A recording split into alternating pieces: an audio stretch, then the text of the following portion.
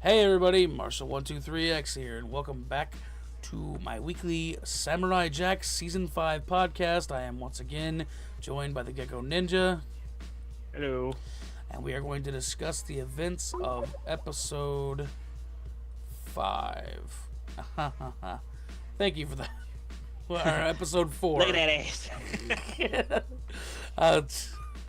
Gecko just sent me a picture, and I'll put it up on the screen right now. Just as the episode's... Make that the thumbnail. Yeah. Yeah, up in that ass. Lay that ass down. I will admit that did stand at me. I was like, oh, she got a little badunkadunk. But anyway, so we open to the scene of Jack freaking out in the snow. As you remember in the last episode, he plummeted, and that was where he plummeted to the ground, and that's where the... Perfectly fine, too. Yeah, I mean, surprisingly. Well, he did hit a lot of branches on the way down. And yeah, but he didn't seem to be injured. No, I mean, the snow was pretty thick, man. And it slowed, the branches probably slowed him down. And, you know, I mean, Jack's built like a fucking brick, dude. There ain't a whole lot that can hurt him at this point. I mean, so... except for Ashe. Yeah, except for Ashe. I thought she was, like, at least, like, wounded hard. She had blood everywhere. Yeah, well... But apparently she was fine. That's horrible. Careful now. I'm gonna cut that part out. Yeah, cut that out. I'm gonna cut that part out. You'll never know. But anyway, it was yeah, she was bleeding a lot, but there was like no visible injuries that I could see. But yeah, you know, I don't know what. Maybe she's got what's it called? What is that disease that makes you cough up blood? I don't know, the joke's gone. But anyway, but yeah, she's alive because she attacks Jack and immediately gets schooled and tied to a tree. I love how fast he was able to just like wrangle her up in that one leap. Yeah, he was able to grab the chain and just like kind of like whip it to like wrap around her and wrap over a tree branch. Explain what happened. That she was basically tied up. Yeah, just explain what happened. Like, she jumped out. She jumped up to attack, and she had her Kama still, and Jack was able to counter her attack. It was like kind of a slow motion, but basically, in like Gecko said, in one like motion, he was not only able to tie her up completely, but also tie her to a tree, and she was hanging from a branch, and was just swinging back and forth trying. She was like dangling. Basically just cursing him out. Yeah, she was like dangling. And Jack, like... Jack was like about 1.5 feet away from her, and she kept swinging just out of her reach. Like, Jack was just out of her reach. She was like kicking at him and stuff and screaming at him. It was really, really funny. So they have a slight exchange of words, and then this huge monster just literally from the underneath them. Oh, I wondered before all this. Mm-hmm. Like when he saw her on the ground, like bleeding and stuff, like knocked out. I guess you see all the crows. Oh yeah, they were like murderer. And I think that's funny because what is a flock of crows called? A murder of crows. So yeah, a murder. Reaper here. Anyway, yeah, but that's when she leaped out at him because he was like, "Stop it!" Yeah, he was distracted. Yeah, I think it's still. I chose this path. And I think yeah. I just think Jack's still battling his inner demons. I'm guessing it's got to be like what is it? Post-traumatic stress syndrome. Like I don't know. Well, I read a lot of PTSD. Comments on people who actually watched the episode, and they say it's likely just a representation of his inner thoughts. Yeah, At this point, he's arguing with himself, like, should I do this? Like, it's a battle of morality, like, and stuff like that. Like, should you kill yourself or stuff like that? You know? Right, yeah. Like, he's like, no, I can't. You know? Yeah, it's a manifestation of his inner thoughts. Yeah, like you said. That's a good way of thinking it. I think we probably already said that at one point or another. But so I actually like it because it gives someone like it's like a partnership kind of thing. Like he has someone he's talking to. It's like Afro Samurai with his ninja. The little guy who follows him around. What's his name? Like Ninja or something like that? I don't know. I don't know. What is his name? I thought it was just Ninja. I know he is. I think he is a ninja, but I thought he had a name. No, I mean, But if he was just a hallucination, how come in that one episode or the first episode he flicks a cigarette at Afro and Afro catches the cigarette, or does he catch the cigarette that Afro is smoking? Remember that? I think Afro flicks the cigarette. Let me look at the characters. And the guy catches it in his mouth. Ninja. Ninja. By the Samuel Jack. But yeah, off topic. We kind of got off topic there for a second. What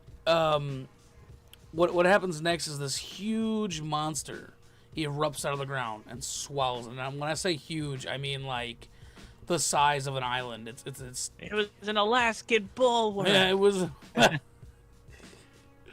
Yeah, it was huge. Like its mouth had been miles across easily. Yeah. They got swallowed by a giant worm. Yeah, so they got swallowed by a giant worm or creature thing. And inside this creature, it's almost like a whole nother world, like a series of caves.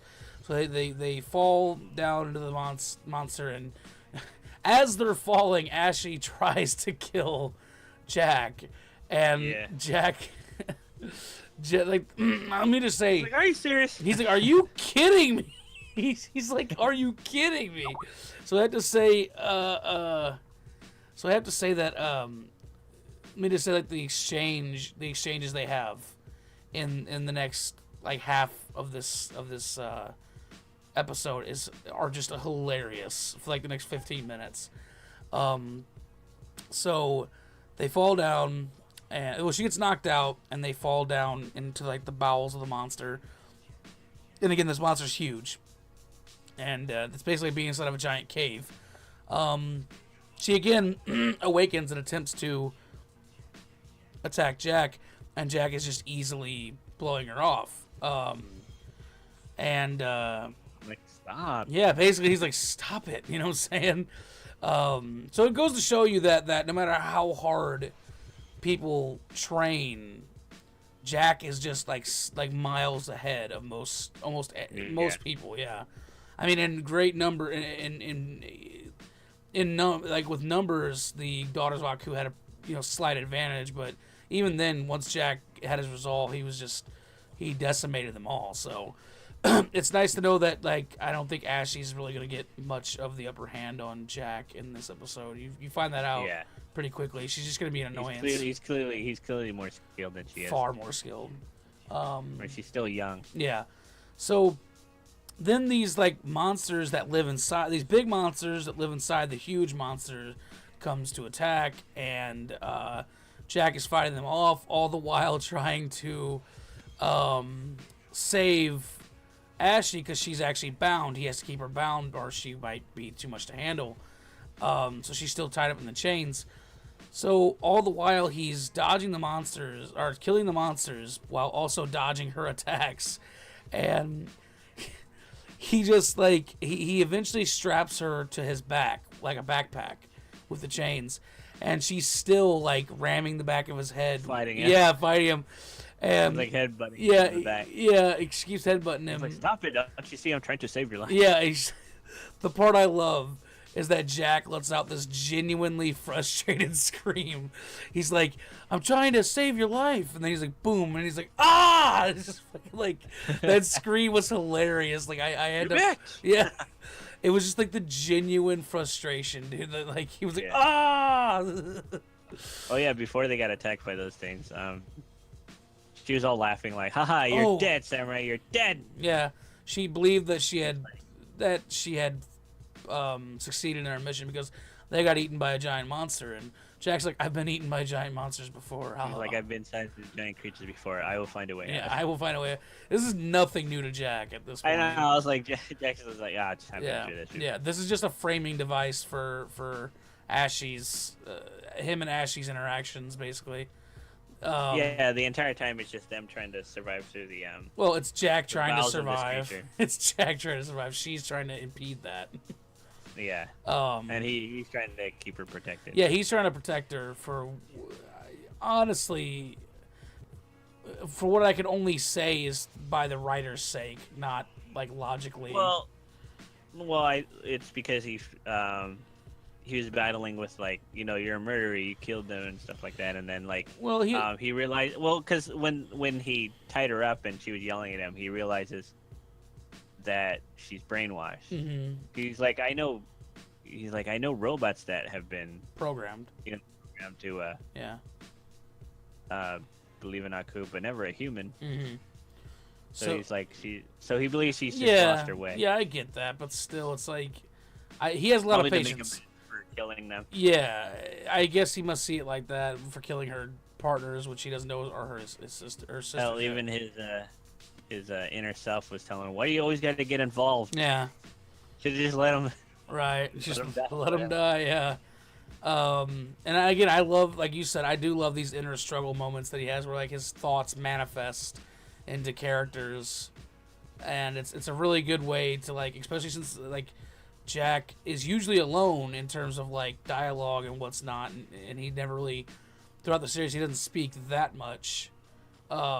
It's nice to like have someone that he kind of, what's it called?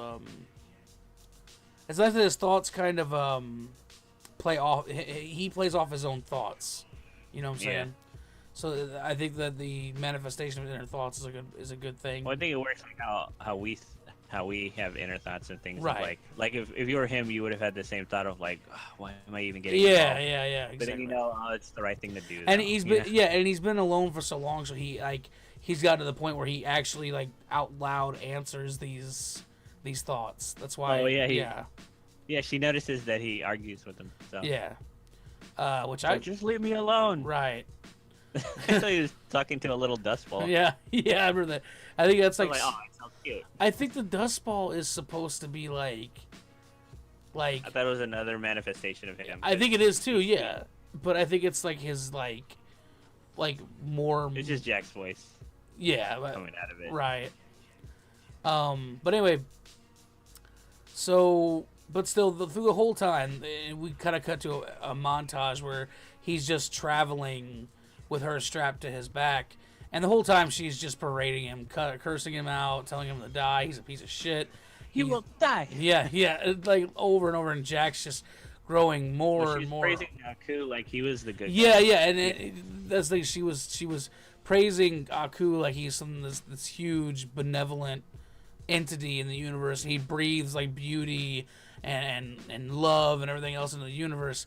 And it's like, first of all, you don't even know what beauty. Jack just dropped her, and he was like, "Okay, this is bullshit." He's like, "Listen, bitch." He like literally throws her to the ground. It's like, "Listen, bitch, you are the most backward ass thing I ever met in this world. Everything you said is a lie." Yeah. Everything you were told is a lie. Basically, Aku's the evil one. He's the one that's laying waste to this planet. Yeah, and he's like, "You're lying." Yeah, and then he even used he's like, think about the monster we're in right now. Aku unleashed these things into the world, which he did. Yeah, he unleashed these monstrosities into the world, and then it starts raining needles. I don't know why, but I mean, like, because everything inside this monster is like biological, like defenses and stuff. Yeah. Well, no, I wouldn't say they're all biological. And like, I think he has like its own like ecosystem inside of itself. Oh, I assumed it was just like immunity responses, maybe stuff like that. Could be, but like needles? white blood cells and stuff. Why needles? Well, I mean, it's a monster. It's a giant monster, so it might have different types of bodily defenses and stuff. I mean, we do have like little microscopic organisms inside us as well. Well, somebody paid attention in high school biology. Well, I mean, because we have things that eat up our right food and stuff. And it was then after they took cover from the needle storm. There was a see, that's one thing I was like, what does that like biologically represent? I have no idea. But they took cover from it. That was funny. Oh, go ahead. I thought it was funny that like it was raining and like he was like, it's raining, and then it's like these little needles landing on his hand and stuff, and he looks straight up with his eyes wide open. Yeah. I'm like, dude, you shouldn't do that. Yeah, it's like, yeah, exactly. I was like, land in your eye. I was like, no, don't.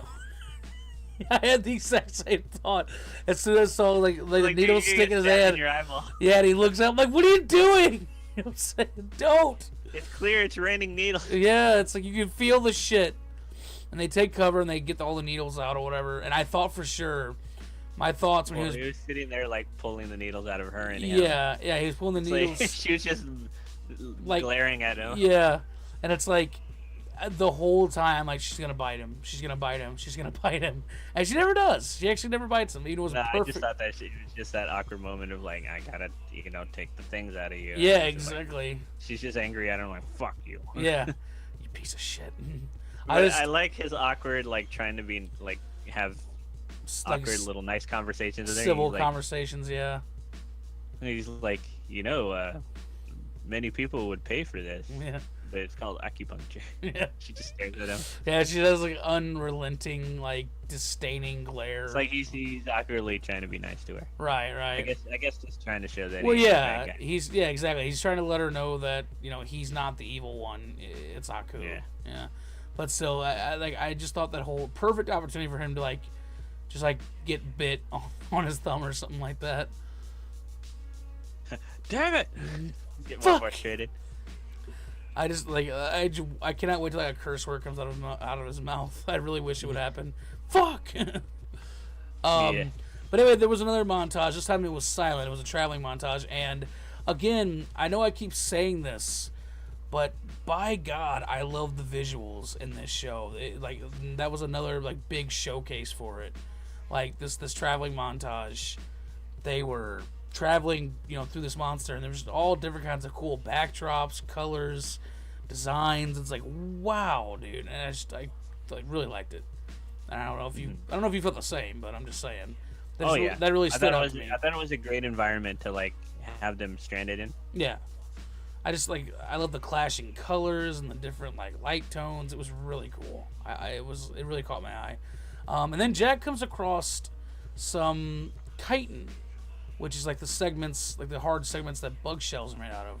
He comes across this chitin armor, and I thought that was pretty cool. I thought he was gonna stick with it. I didn't like the colors, but I thought it was kind of cool how he found this chitin, these chitin plates that fit perfectly on his body, and he made some makeshift armor out of them. Yeah. And he was like, I really like the fur on the back, and she's like, you look hideous. And he's like, coming from you, that's an acceptable compliment. And he fucking puts her back on his back, just being a smart ass. Then they come to I would believe the last chamber of this creature's body, which is this creature, I'm guessing, has these giant openings on its back that open and close, and I guess that's how the creature breathes or what, I don't know.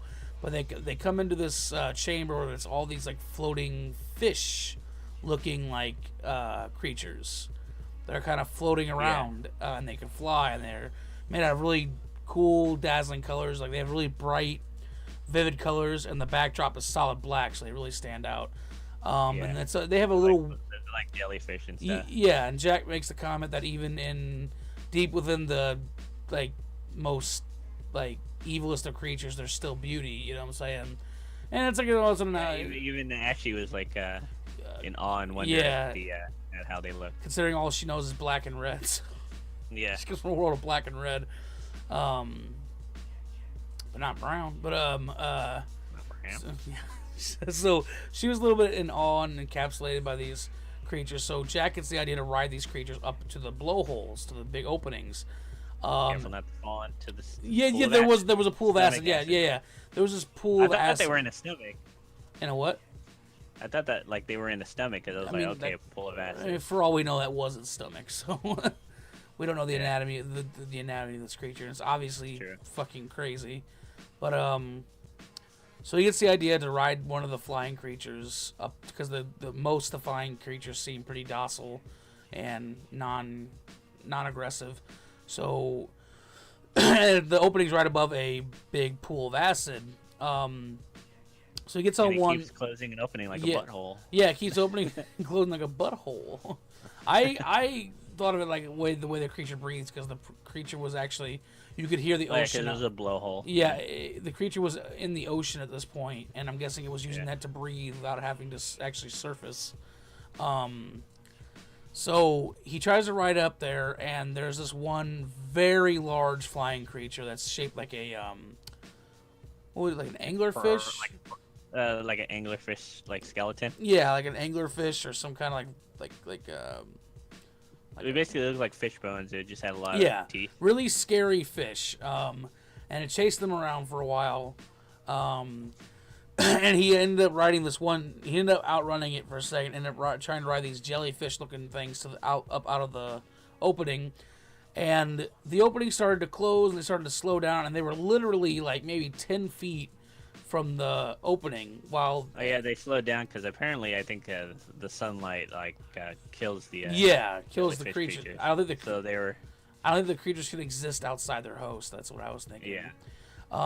They can't live. So these jellyfish creatures were starting to pop and explode, and all the while the big mean fish-looking thing actually saw them again.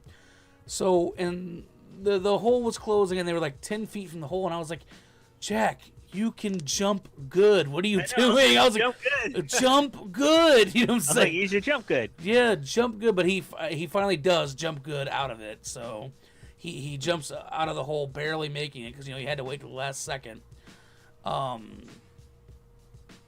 But they end up falling into the ocean.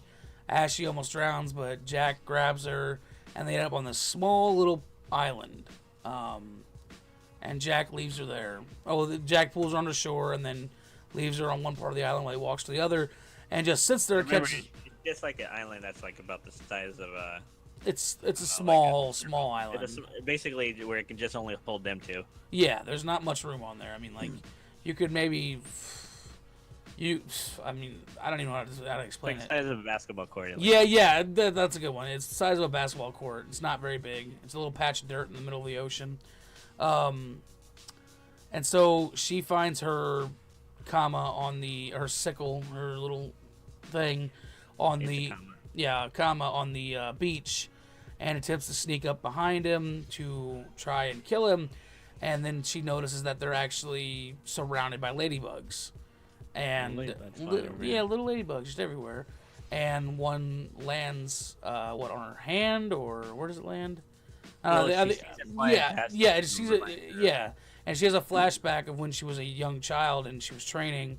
During her training session, a ladybug had flown in the window to where they were training, and she held it in her hand, and her mother got angry at her for it and crushed the ladybug right in front of her. And this is not a part of Aku's. Yes, this is not a part plan. this is not part of Aku's plan, and I guess she put the two and two together, or at least she's starting to realize that maybe Aku's not as valiant or benevolent. Yeah, they were told that like Aku created this world or something. Yeah, like so that, right? yeah, so why would something so beautiful not be part of Aku? Something so beautiful, yeah. So and they kill it. Oh yeah, like she squishes it, but then she sees Jack who holds his hand out, lets the ladybug crawl in it, and then he lets it go. Yeah, exactly. So she notices, if it's not a part of Aku's plan, but like Jack let exactly. It go. She starts having compelling thoughts and ideas. So she dropped her Kama. She dropped her weapon and fell to her knees, and that's when the scene backs out and the episode cuts out to black. So it just goes to show you that she is starting to see, she's starting to learn, and I like that. Yeah. It's like they're gonna fuck. Yeah, they're gonna have babies. He's not. Something tells me that they're probably gonna end up like together. Yeah, either one, Jack's gonna stay in the future and have babies, or Jack's gonna go in the past and she's gonna go with him. They're gonna have babies back then. Here's my prediction. Okay. They're gonna be together, and in the end of this series, she's probably gonna die at the hands of Aku or something. Yeah, probably. And I could just see it. I also had what's gonna be. So remember, I'm calling it now. Yeah, exactly. She's gonna go the way of the Disney heroine and get killed or something like that. But I also think that what's gonna happen is Jack is going to find his way to go back in time, and he's gonna either come back in time and team up with his old self in the past to defeat Aku to keep him from throwing him back in the past. Can he do that? Well, he's like interact with him. I don't know. I mean, depends on how time works in their world, but I'm betting what's gonna happen is just before Aku opens the portal and flings him into the future, the Jack we know now is gonna like jump out of wherever and deflect the portal thing, and then they're gonna team up with each other to kill Aku, and then that'll cause Oh well, no. What I'm saying is, he'll deflect the portal, and then either warn his old self, or his old self put 2 and 2 together. And if he deflects the portal, then the Jack we know will actually cease to exist. And then the Jack from the past will succeed in defeating Aku, and then Aku's shit will have never happened. Yeah, I was having that thought of like he would be a time remnant because I've been watching like Legend of Tomorrow. Yeah, and yeah. They do a lot of time travel. Yeah. And so yeah, the future Jack will technically probably come in, help kill Aku, and then cease to exist. Yeah, he'll disappear. Well, and like everybody's like, there's all kinds of theories. Like, I don't think he'll exactly cease to exist. I think they'll do what's like called like a quantum merger. The timeline will change. Yeah, and there'll be a quantum merger of the timelines, and he'll just merge with himself. And sometimes you can retain memories, depending. Like, I don't know. I don't think he'll retain the memories though. It'd be helpful. Depending on the rules of time travel exactly. in this universe. Exactly. That Jack will be able to retain the memories. Or what's going to happen is Jack's going to get sent back in the past, and then he's going to immediately show up from the future in front of Aku, and Aku's like, wait, I just sent you to the future, what? You know? And he's going to kill him like a Billy Badass. Totally. Yeah, totally. Good job, bro. We're calling it now. Yeah, write it down. All right, is there anything you want to add in here at the end? Unless, like, they don't plan for it to end in these 10 episodes. I think they are. Maybe it'll get greenlit for another season. That'd be pretty cool. Considering how popular it's gotten, I think it might get greenlit. Yeah, but don't forget, it's probably not going to end within 10 episodes. Don't forget that the best things, the best series are usually the short ones. So like. Oh, but then again, it's only been 4 episodes, and we already got a lot of story. Yeah, we're not even halfway through yet, so we'll see. Come episode 7, we can probably start making predictions. Oh, by the way, dick move last week. Oh, no, Rick and Morty, bro. Come on, Morty. You gotta help me, Morty. You know, come on, man. I wanted to see Samurai Jack, Morty. You gotta help me, Morty. We're taking up the airtime for Samurai Jack. This isn't good, Morty. You're probably gonna piss off a lot of people. Gee, Rick, I don't know. People really like Samurai Jack, Rick. Oh, you still haven't seen that series. No. Oh, my God. Everybody berate him, please. I will watch it eventually. It's so good. It's totally your humor. Like, you'll love it. I'm telling you. If you like Futurama, you'll fucking fall in love with Rick and Morty. But anyway, I'd like to encourage you guys to participate in our comment spotlight. Last week's winner was actually, I believe, Saito. I'm so sorry. They have a new name. It's the new name. It's actually Noah. And in Noah's comment, he says, this podcast is just as good as the episode. I kind of want Jack and the White Wolf to meet again in the future. I really do agree about the whole White Wolf. I would like to see the White Wolf come back, but I don't think it will. I don't think it will. Yeah, I think it was just a metaphor for the situation. I think it was a metaphor and a framing device for the situation, the struggles that Jack was going through. But, hey, we're not even halfway through the series yet, so we don't know. No. Yep.